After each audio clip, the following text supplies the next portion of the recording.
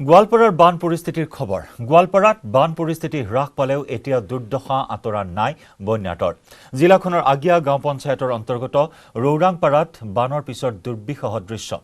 মেঘালয়ৰ পৰা নামি অহা ঢল পানীয়ে পকী পথৰ অৱস্থাত জৰাজীৰ্ণ কৰাৰ লগতে দ্বাৰকা গোহাঁইধোৱা সংযোগী পথৰ কালভাৰ্ট উটুৱাই নিলে ছাত্ৰ-ছাত্ৰীসকলে বিদ্যালয়লৈ যাব নোৱাৰাত স্থানীয় ৰাইজে তৈয়াৰ কৰি দিছে বাঁহৰ সাঁকো বৰ্তমান অঞ্চলটোত চাৰিচকীয়া বাহনৰ চলাচল সম্পূৰ্ণৰূপে বন্ধ আৰু এনেকুৱা এটা দুৰ্বিষহ জীৱন যাপন কৰিবলগীয়া হৈছে এইসকল ভুক্তভোগী বান আক্ৰান্তই বাহৰ হাকো সাজি দিয়া হৈছে ছাত্ৰ-ছাত্ৰীসকলে যাতে বিদ্যালয়লৈ অহা যোৱা কৰিব পাৰে এই গুৰুত্বপূৰ্ণ পথছোৱা বাঢ়নি পানীয়ে ছিগি নিয়াৰ ফলত এনেদৰে যাতায়াত দুৰ্বিষহ হৈ উঠিছে এই খণ্ডত আমি আগবঢ়াইছো আমাৰ গোৱালপাৰাৰ সাংবাদিক ৰিংকু দাসৰ ৰিপৰ্ট হয় এই মুহূৰ্তত মই উপস্থিত আছো বান বিধ্বস্ত গোৱালপাৰা জিলাৰ ৰৌৰাংপাৰাত মেঘালয়ৰ পৰা নামি অহা যি ঢল পানীয়ে এক প্ৰকাৰ টচ-নচ কৰি থৈ গৈছে এই অঞ্চল যি মূল পথ এই গোসাই গা ধোৱাৰ পৰা দ্বাৰকালৈ যোৱা মূল পথ এই মূল পথটো ইতিমধ্যে আধা অংশ যি মেঘালয়ৰ পৰা নামি অহা পানী উটুৱাই লৈ গৈছে নিউজ 18 অসম নৰ্থ ইষ্টৰ দৰ্শক দেখুৱাইছোঁ এইটোৱে মূল পথ বুলি ক'ব লাগিব এই পথেৰে তেওঁলোকে গোৱালপাৰা জিলাৰ লগতে বিভিন্ন ঠাইলৈ যাব লগা হয় কিন্তু এই পথটো এতিয়া জৰ্জীৰ্ণ অৱস্থাত আছে তেওঁলোকৰ কিয়নো মেঘালয়ৰ পৰা নামি অহা ঢল পানী এক প্ৰকাৰ টচ-নচ কৰি থৈ গৈছে এই অঞ্চল আমি দেখুৱাই আছোঁ তেওঁলোকে ইয়াৰ স্থানীয় লোকসকলে নিজৰ গাঁঠিৰ ধন ভাঙি পেলাই এনেধৰণৰ বাঁহৰ পথৰ ওপৰত বাঁহৰ সাঁকৰে তেওঁলোকে অহা যোৱাৰ ব্যৱস্থা কৰিছে মূল লগতে ইয়াত কিছু স্থানীয় লোক আছে পোনে পোনে কথা পাতিব বিচাৰিম তাৰ মই আপোনাৰ কথা আহিছোঁ দেখা গৈছে মেঘালয়ৰ পৰা নামি অহা যি ঢল পানীয়ে ইতিমধ্যে আপোনালোকৰ টচ-নচ কৰি থৈ গৈছে অহা যোৱাৰ ক্ষেত্ৰত কেনেকুৱা অসুবিধাৰ সন্মুখীন হৈ আছে অহা যোৱাৰ ক্ষেত্ৰত আমাৰ বহুত অসুবিধা হৈছে স্কুলীয়া ছাত্ৰ-ছাত্ৰীৰ পৰা আৰম্ভ কৰি আমাৰ ধৰক এতিয়া আমাৰ গোসাই ধোৱা কেটকিবাৰী ঠাকুৰবিলা চাপলেং কাটা আপোনাৰ হৰিণফিৰা গোটেই অঞ্চলৰ মানুহ এইটোৱেই যাতায়াত এটা আমাৰ ৰাস্তা এই ৰাস্তাটো আমাৰ বিধ্বস্ত হোৱাৰ কাৰণে আমাৰ স্কুলীয়া ছাত্ৰ-ছাত্ৰীৰ পৰা আদি কৰি বেমাৰী নিয়াৰ পৰা আদি কৰি আমাৰ গোটেই অসুবিধা হৈছে আমি অনুৰোধ জনাম অসম চৰকাৰৰ মুখ্যমন্ত্ৰী মহোদয়ক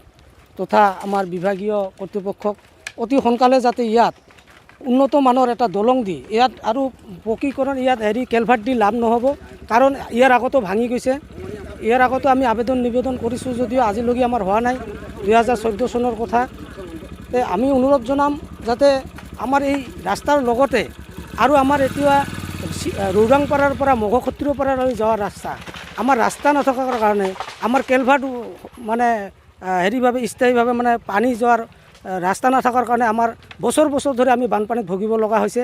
আমাৰ এই কেলভাৰ্টবিলাক যাতে উন্নত মানৰ নিৰ্মাণ কৰি মানে দিয়ে আৰু লগতে ৰৌৰাংপাৰাৰ পৰা মঘখত্ৰীৰ পৰা লৈ যোৱা যিটো পথ সেইটো পথ যদি মানে পকীকৰণ কৰি তাতে কেলভাৰ্টবিলাক বা দলংবিলাক ঠিক কৰি দিয়ে তেতিয়াহ'লে হয়তো আমি ৰাইজে অলপমান সকাহ পাম আমি অনুৰোধ জনাইছোঁ অসম চৰকাৰৰ মুখ্যমন্ত্ৰী মহোদয়ক আৰু আমাৰ গোৱালপাৰা জিলাৰ উপায়ুক্ত মহোদয়ক তথা আমাৰ ৰাভা হাছং পৰিষদৰ মানে CM EM GM মহোদয়হঁতক মই টানি অনুৰোধ জনাইছোঁ তেখেতসকলে যাতে কমচে কম আমাৰ এই যাতায়াত সুবিধাখিনি অতি সোনকালে মানে সাব্যস্ত কৰি দিয়ে আৰু ইফালে বান সাহায্য কেন্দ্ৰ কৰি হাজোৰ জাপিয়াত উত্তেজনা জাপিয়া গাঁৱৰ গাঁওবুঢ়া আনোৱাৰ হুছেইনক দলবদ্ধ আক্ৰমণ জিতু ওৰফে কামালউদ্দিন আহমেদ নামৰ এজন যুৱকৰ নেতৃত্বত যোৱা এটা দুৰ্বৃত্তৰ দলৰ বান আক্ৰান্তৰ মাজত ত্ৰিপাল বিতৰণৰ সময়তে গাঁওবুঢ়াৰ ওপৰত দুৰ্বৃত্তৰ দলটোৱে জপিয়াই পৰাত গুৰুতৰভাৱে আঘাতপ্ৰাপ্ত হয় গাঁওবুঢ়াগৰাকী দুৰ্বৃত্তৰ দলে গাঁওবুঢ়াগৰাকীৰ নথি পত্ৰ কঢ়িয়াই অনা মোনাখন ছিগি পেলোৱাৰ লগতে পিন্ধি থকা কাপোৰো ফালি পেলায় দুৰ্বৃত্তৰ দলৰ আক্ৰমণত আহত হোৱা গাঁওবুঢ়াৰ লগতে আন কেইবাজনো লোকক হাজোৰ বিষ্ণুৰাম মেধি সামূহিক স্বাস্থ্য কেন্দ্ৰত চিকিৎসা প্ৰদান কৰা হৈছে এই ঘটনা সন্দৰ্ভত হাজো আৰক্ষী থানাত দাখিল কৰা হৈছে এজাহাৰ ত্ৰিপাল বিতৰণক কেন্দ্ৰ কৰি সংঘাতৰ সূত্ৰপাত গাঁওবুঢ়াক মাৰপিট কৰিলে এজন উদণ্ড যুৱকৰ নেতৃত্বত এডাল দুৰ্বৃত্তৰ দলৰ আক্ৰমণত আহত হ'ল গাঁওবুঢ়া ইতিমধ্যে চিকিৎসা প্ৰদান কৰা হৈছে হাজো থানাত দাখিল কৰা হৈছে এজাহাৰ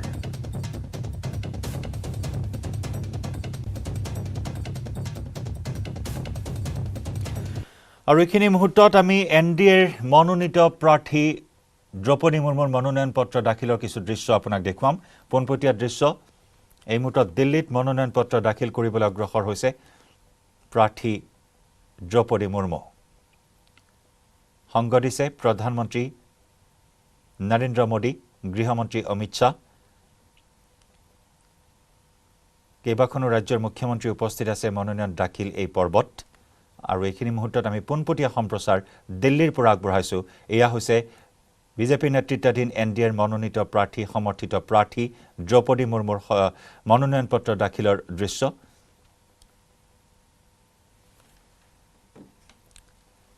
প্ৰধানমন্ত্ৰী নৰেন্দ্ৰ মোদী অমিত শাহ সংগ দিছে দ্ৰৌপদী মুৰ্মুক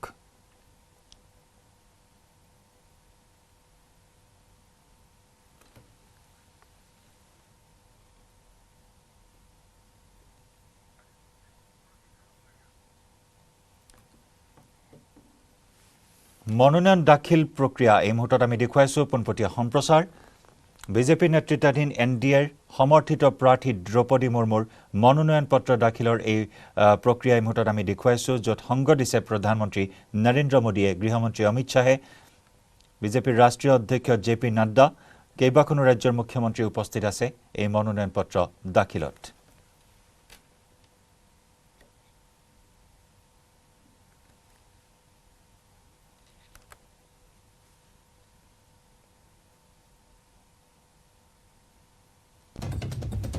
আৰু কিছু সময় পিছতে মনোনয়ন পত্ৰ দাখিল কৰিব দ্ৰৌপদী মুৰ্মুৱে আৰু ইয়াৰ লগে লগে দেশে যেন ক্ৰমাৎ এতিয়া দ্বিতীয়গৰাকী মহিলা ৰাষ্ট্ৰপতি পোৱাৰ পথত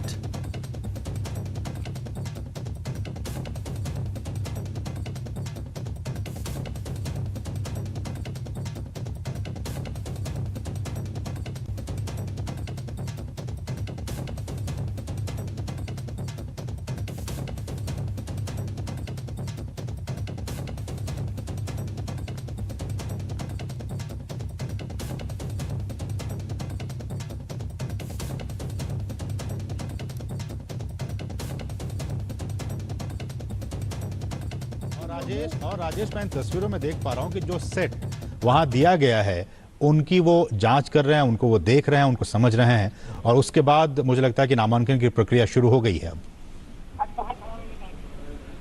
राजेश हाँ जी असीम मैं सुन रहा हूँ आपको हाँ मैं ये कह रहा था कि इन तस्वीरों में हम दिखा रहे हैं अपने दर्शकों को कि जो तमाम सेट हैं जो प्रस्तावक और अनुमोदक के जो तमाम 50 और 50 के सेट हैं वो अब सुपुर्द कर दिया गया है और उसके बाद वो वहां पे हस्ताक्षर कर रहे हैं अधिकारी और उनको देखने के बाद जो फॉर्मल नामांकन है वो अब इसके बाद शुरू हो जाएगा जी बिल्कुल आपने सही कहा असीम की जो नामांकन की जो प्रक्रिया है वो प्रक्रिया शुरू हो चुकी है और कक्ष में तमाम जो सभी जो वरिष्ठ जन हैं प्रधानमंत्री नरेंद्र मोदी समेत तमाम जो केंद्रीय मंत्रियों और राज्यों के मुख्यमंत्रियों का हमने जिक्र किया एक भारी हुजूम के साथ संसद भवन परिसर में लाइब्रेरी से प्रधानमंत्री नरेंद्र मोदी की मौजूदगी में इन तमाम लोगों को लेकर वो सेक्रेटरी जनरल के कमरे में दाखिल हुए और वहां पर चारों सेट को समर्पित किया जा रहा है साथ ही नामांकन की जो प्रक्रिया है उसको पूरा करने की कोशिश की जा रही है और इस तरह देश को हम कह सकते हैं कि राष्ट्रपति चुनाव के लिए जो एनडीए सत्ताधारी पार्टी की जो उम्मीदवार हैं द्रौपदी मुर्मू वो नामांकन दाखिल कर रही हैं जबकि जो विपक्ष के उम्मीदवार हैं यशवंत सिन्हा वो 27 जून को अपना उम्मीदवारी का पर्चा दाखिल करेंगे और इसी के साथ राष्ट्रपति पद के जो चुनाव की उल्टी गिनती है वो शुरू हो जाएगी और देश को एक नए राष्ट्रपति अच्छा राजेश चूंकि हम इन तस्वीरों को आप बाहर खड़े हैं मैं इन तस्वीरों को अच्छे से देख पा रहा हूं मेरा सवाल थोड़ा इससे हटकर और इसी से संबंधित है कि इस बार का जो राष्ट्रपति चुनाव है चूंकि आप लगातार इन चीजों को बारीकी से देखते और समझते आ रहे हैं इस बार का राष्ट्रपति चुनाव अगर मैं कहूं किन मायनों में खास है किन मायनों में ऐतिहासिक इसे कहा जाए देखिए खास और ऐतिहासिक इसलिए भी कहा जा सकता है कि प्रधानमंत्री नरेंद्र मोदी के नेतृत्व वाली जो सरकार है केंद्र में वो हमेशा से प्रयोग धर्मी रही है एक प्रयोग धर्मी योजनाओं को लाना प्रयोग धर्मी तरीके से नए लोगों को प्रमोट करना और समाज के हाशिए पर पड़े जो लोग हैं उनको सत्ता में भागीदार बनाना उनको सत्ता में साझेदार बनाना ये उनकी कहीं ना कहीं एक खासियत रही है और ये पहला मौका होगा जब देश में कोई राष्ट्रपति अगर द्रौपदी मुर्मू को चुनाव जीतने में अगर कामयाबी हाथ लगती है तो देश को पहला आदिवासी राष्ट्रपति जो है वो मिलेगा और यह कहीं ना कहीं इसका श्रेय प्रधानमंत्री नरेंद्र मोदी को जाएगा एनडीए सरकार को जाएगा भारतीय जनता पार्टी की सरकार को जाएगा और उन्होंने हम कह सकते हैं कि एक ऐसा तुरुप का पत्ता भारतीय जनता पार्टी और एनडीए की सरकार ने खेला है जहां विपक्षी जो है वो चारों खाने चित नजर आ रहे हैं, क्योंकि ये उम्मीद की जा रही थी कि आप बिहार में ही देखते होंगे कि जेडीयू और बीजेपी के बीच कई मामलों में रस्साकसी का दौर चल रहा था। ये उम्मीद की जा रही थी कि नीतीश कुमार का स्टैंड कुछ अलग हो सकता है, लेकिन आपने देखा कि नीतीश कुमार ने ट्राइबल राष्ट्रपति के नाम पर बढ़ चढ़ कर हिस्सा लिया। वो आगे आए और उन्होंने कहा कि हम ट्राइबल राष्ट्रपति का समर्थन करते हैं। इसी तरह बीजू जनता दल के जो नेता हैं, ओडिशा के मुख्यमंत्री नवीन पटनायक, उन्होंने भी कहीं ना कहीं अपनी रजामंदी की मुहर लगाई। हालांकि चूंकि उड़ीसा से आती हैं, तो ऐसे में उड़ीसा का समर्थन अगर द्रौपदी मुर्मू को प्राप्त होता है तो यह एक हम कह सकते हैं कि बहुत ही अपने राज्य के प्रति जो उनका समर्पण का भाव है, उसमें सत्ता और विपक्ष दोनों साथ नजर आएंगे। तो इसलिए भी इसे याद किया जाएगा। और समाज के हाशिए पर पड़े लोगों को, हालांकि महिला राष्ट्रपति देश को पहले भी प्रतिभा पाटिल के रूप में मिल चुका है, लेकिन ट्राइबल महिला अगर ये चुनाव जीतकर पहुंचती हैं राष्ट्रपति भवन रायसीना हिल्स पर, तो कहीं ना कहीं एक बड़ी कामयाबी का दिन होगा कि जो समाज का अंतिम तबका है, जिसको प्रधानमंत्री नरेंद्र मोदी अपने पहले उद्बोधन के दौरान इसको स्पष्ट कर चुके हैं कि हमारी सरकार गरीबों की सरकार है, समाज के हाशिए पर पड़े लोगों की सरकार है। तो हम ऐसे में कह सकते हैं कि कहीं ना कहीं प्रधानमंत्री का जो उनका सपना है, उस सपने को आगे बढ़ाता हुआ यह मामला आगे दिख सकता है कि समाज का जो आदिवासी तबका है, जो बिल्कुल हाशिए पर पड़ा तबका है, जिसे अब तक सत्ता में भागीदारी नहीं मिल पाई थी, उनको प्रधानमंत्री नरेंद्र मोदी ने सत्ता में भागीदार बनाया है। और इससे पहले भी दलित राष्ट्रपति का तोहफा देश को मिल चुका है। राष्ट्रपति जो वर्तमान में रामनाथ कोविंद हैं, वह भी इसी सरकार की उपज है। इस सरकार ने ही एक दलित को राष्ट्रपति बनाया, फिर आदिवासी की बारी आई है। तो हम कह सकते हैं कि सत्ता से दूर रहे लोगों को सत्ता में रिप्रेजेंटेशन मिलना एक बड़ी बात हम कह सकते हैं कि उनको भागीदार बनाने की जो कोशिश की जा रही है, यह चुनाव अपने आप में एक अलग दिखाता है, क्योंकि एनडीए ने एक आदिवासी महिला को राष्ट्रपति पद का उम्मीदवार बनाया है। राजेश, देखिए, मैं आप ही के बातों को आगे बढ़ाते हुए, आपने कहा कि ये सरकार प्रयोगधर्मी सरकार रही है। हमने देखा एनडीए 1 की बात की जाए, जब एपीजे अब्दुल कलाम को राष्ट्रपति बनाया गया, पूरे देश में इसकी चर्चा हुई। राजेश, आप भी उस वक्त एक्टिवली इस चीजों को कवर कर रहे थे। बहुत ही चर्चा हुई कि देखिए, लीग से हटकर एनडीए ने, उस वक्त की सरकार ने एपीजे अब्दुल कलाम के नाम को आगे रखा। वो जीत कर आए, पीपल्स प्रेसिडेंट के तौर पर वो प्रसिद्ध हुए। अभी हमने देखा एक दलित राष्ट्रपति रामनाथ कोविंद के तौर पर। अब अगला नाम द्रौपदी मुर्मू के नाम।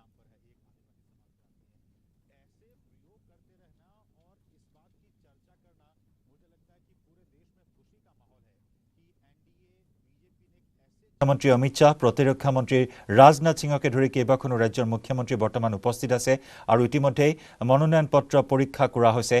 প্ৰস্তাৱসমূহ পৰীক্ষা কৰা হৈছে। অনুমোদকৰ যিসমূহ এইসমূহ আনুষ্ঠানিক প্ৰক্ৰিয়া বৰ্তমান অব্যাহত আছে।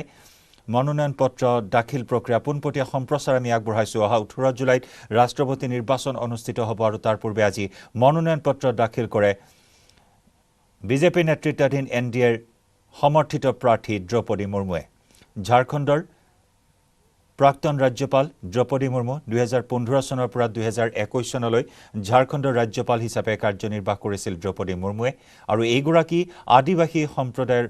মহিলা ৰাজনীতিকক ৰাষ্ট্ৰপতি পদৰ প্ৰাৰ্থী হিচাপে মনোনীত কৰে নৰেন্দ্ৰ মোদীয়ে। বিজেপি নেতৃত্বাধীন এনডিএ আৰু ইয়াৰ লগে লগে সমগ্ৰ দেশজুৰি চৰ্চাৰ কেন্দ্ৰবিন্দু হৈ পৰে দ্ৰৌপদী মুৰ্মু। আৰু সেইগৰাকী দ্ৰৌপদী মুৰ্মুৱে আজি ৰাষ্ট্ৰপতি নিৰ্বাচনৰ বাবে দাখিল কৰিবলৈ আহিছে মনোনয়ন পত্ৰ। মনোনয়ন দাখিল প্ৰক্ৰিয়া এই মুহূৰ্তত পোনপটীয়া সম্প্ৰচাৰ আমি আগবঢ়াইছোঁ, য'ত বৰ্তমান মনোনয়ন পত্ৰ পৰীক্ষা কৰি থকা হৈছে। মনোনয়নৰ প্ৰস্তাৱসমূহ পৰীক্ষা কৰা হৈছে আৰু মনোনয়ন পত্ৰ দাখিলৰ এই আনুষ্ঠানিকতা এই মুহূৰ্তত আপুনি প্ৰত্যক্ষ কৰিছে টিভিৰ পৰ্দাত। বিশেষভাৱে চৰ্চা লাভ কৰিছে কাৰণ দেশত এগৰাকী আদিবাসী সম্প্ৰদায়ৰ মহিলাক ৰাষ্ট্ৰপতি পদৰ প্ৰাৰ্থী হিচাপে মনোনীত কৰা হৈছে।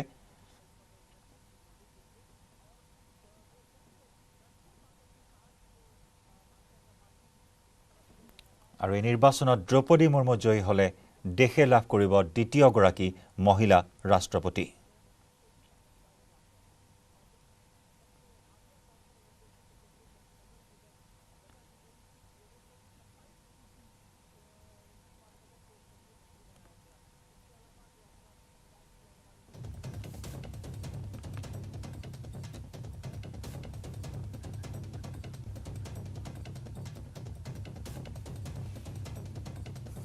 আৰু বিশেষ গুৰুত্ব বহন কৰিছে এই ৰাষ্ট্ৰপতি নিৰ্বাচনে কাৰণ এগৰাকী আদিবাসী সম্প্ৰদায়ৰ মহিলাক মনোনীত কৰা হৈছে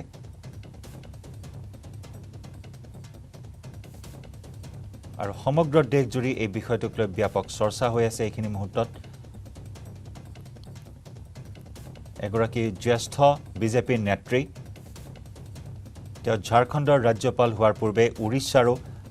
কেইবাটা গুৰুত্বপূৰ্ণ দপ্তৰৰ মন্ত্ৰীৰ পদত অধিষ্ঠিত হৈ আছিল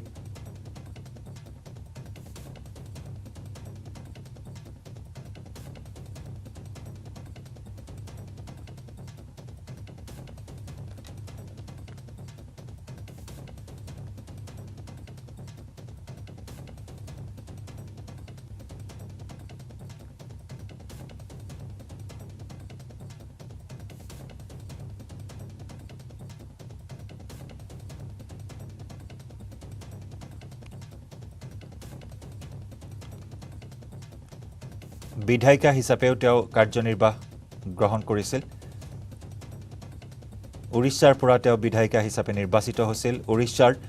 ৰায়ৰংপুৰ বিধানসভা সমষ্টিৰ পৰা তেওঁ নিৰ্বাচিত হৈছিল 2004 চনৰ পৰা 2000 চনৰ পৰা 2004 চনলৈ এমএলএ হিচাপে তেওঁ দায়িত্ব ভাৰ গ্ৰহণ কৰিছিল